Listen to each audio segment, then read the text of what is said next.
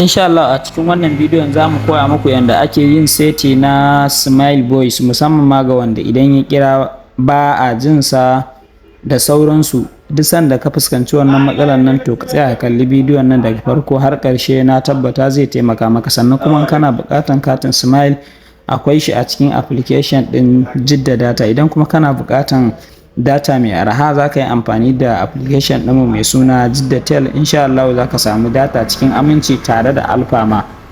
Yawa, idan kuma kana buƙatar application ɗin sunansa Yadda, yana nan akan Play Store, sai ka yi register. Yawa, daga yanda ake yin seti na smile ko da ya shiga wani guri ka kasa ganiya, da farko za ka danna kan nan haka, sai ka danna nan gurin gashi nan. Za ka ɗan jira ya buɗe, to nan gurin za ka danna.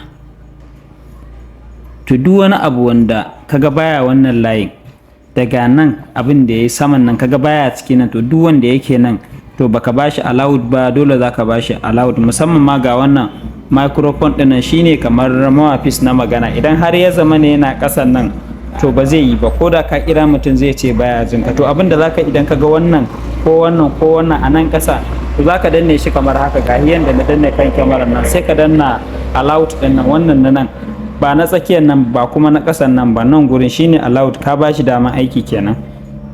Kana danna sai ka sake fita, kaga ya koma nan saman ko. To ga wannan contact shine number waya, shi ma in baka bada allowed ba, ko da ka shiga ba zai nuna maka number ka na layi ba.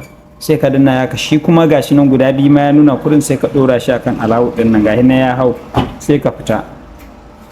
Kaga kenan kowanne ya zo. To insha Allah duk wata matsala dai na smile in kai wannan setin ka wuce da batunsa.